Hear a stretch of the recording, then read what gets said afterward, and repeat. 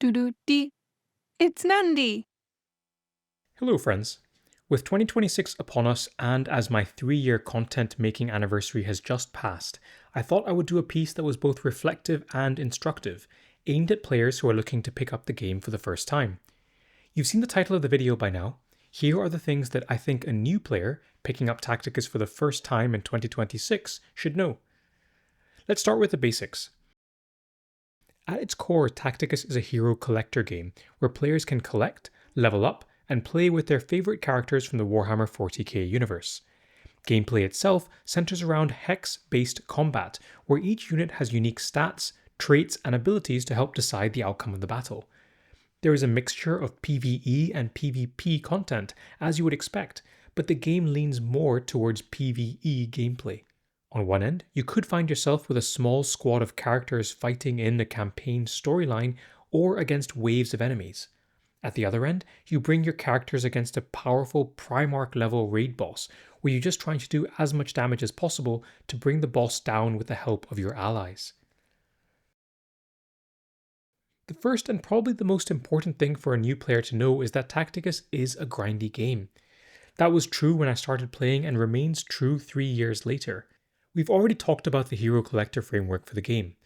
Within that game model, there are new characters that are regularly being added to the game that require resources to level up.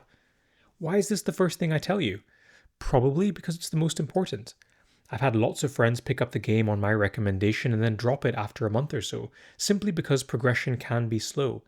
You need to be ready for that, and the game, I think, becomes more fun and enjoyable once you can get past that initial roster building phase. If you have the patience for it, you will enjoy the game. Results do take time, but a little time investment each day goes a long way. Probably the most commonly asked question I get on my videos and in my direct messages is, who should I upgrade? I mean, Tacticus is a character collector, so it makes a lot of sense. The answer is different for different people, but since this is a video aimed specifically at newer players, here is what I would suggest. Focus on your campaign characters initially. I've done a video talking about the importance of campaigns and why those characters should be your initial focus. Within those campaign characters, some are more important than others. Speaking about campaigns, you don't have to complete the campaigns in any particular order. For example, if your Ultramarine characters aren't particularly strong, it's completely fine to prioritize other campaigns, like the mirror campaigns, and then circle back to the initial ones later. Continuing along the theme of campaigns and upgrades, there will come a point in time where you get stuck. You're not able to progress your characters any further because the upgrade you are looking for is hidden behind a bit of campaign that you either don't have access to or aren't strong enough to defeat. What happens then? Realistically, one of 3 things as a free-to-play player. 1. You get lucky, and one of the upgrades drops at random through a chest that you open. It's not particularly likely, but it is possible. Option 2 is the upgrade that you're looking for appears in the daily shop. You can refresh the shop several times a day, but again, the upgrades on offer are random. Perhaps the best option though, join a guild and request the upgrade. You do rely on the benevolence of your guildmates, but it underlines the importance of finding a good guild. Probably the next most commonly asked question when somebody picks up a new mobile game is, how expensive is it? Is progression locked behind expensive resources or character packs? Well, as you would expect, those offers exist, but Tacticus is a game where a little spend goes a long way. The best value pack by a significant margin is the daily Blackstone shipment. It is £5 per month, but cheaper for the first purchase, and gives you a small amount of Blackstone every day for a month. Blackstone is the universal currency in this game and can be spent on almost anything you want. Buying the other stuff helps, of course, but I think it gives comparatively less value and your return on investment isn't as good. In fact, the best thing you can spend on this game to progress is time. Playing a little bit each day, completing the daily missions and spending your tokens will progress you nicely. Having said that, when I was making this video, I canvassed a bunch of new players, and the one offer they almost universally told me they wished they knew about was the Isabella offer. As soon as you start the game, you are offered a character pack that has Commissar Yarick. He's fine, but if you don't buy that pack during the timer, then you are offered Isabella at the same price point, and she is much more valuable as a character. Could there be better catch-up mechanics for new players? Sure, but I think in general the game is reasonably free to play friendly, especially if you invest wisely. Another really common question from new players is, how should I spend my Blackstone? The temptation with a game like this is that you want to have new characters to play with, and with over 100 characters in Tacticus at the moment, that is an understandable sentiment. This leads a lot of new players to open requisitions, since those are the easy gateway to new characters. The trouble is, once you have a bunch of new characters, you can't progress any of them because you don't have the energy to farm upgrades. There is a balance to be struck, but personally, I think that you should be spending your Blackstone on energy. If you are completely free to play, you should be able to sustain your Blackstone stocks on the 25 and 50 Blackstone energy refreshes daily. That means you're effectively spending 37.5 Blackstone a day, which you should get just by playing the game. Another common question, or rather feeling, that new players have is around various game modes. Tacticus has grown and developed a lot over the last 3 years, and accordingly the game is more complex and can feel overwhelming at times. On this slide here, I have listed all of the available game modes. I've split them into two camps: the so-called evergreen game modes, which is stuff that you'll be able to play every day or nearly every day, and then the timed game modes. These are the game modes that come around on certain days every 5 weeks cycle.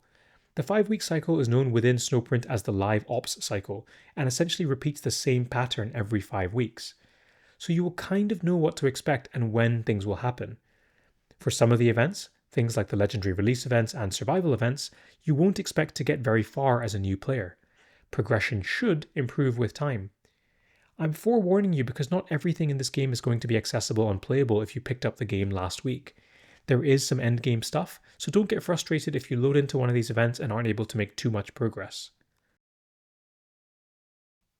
I'm talking about arena and enemy AI together in the next section because as a new player, that's where you're going to be spending a lot of your time.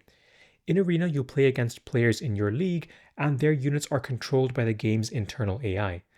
Without sounding cliche, the AI in this game isn't very clever. In fact, as you play, you'll learn that movement and behavior is actually quite predictable. For the new player, you need to know two things. The AI will just charge towards you. So for a mode like Arena, the best thing you can do is just pass your first turn and let them get into a nice spot for you to alpha strike and finish them off. Secondly, the enemy AI loves to target your summons. That's useful because if you bring summons or summoners along, you can keep your key characters alive for longer. It's a great tip for Arena, but also for completing campaigns.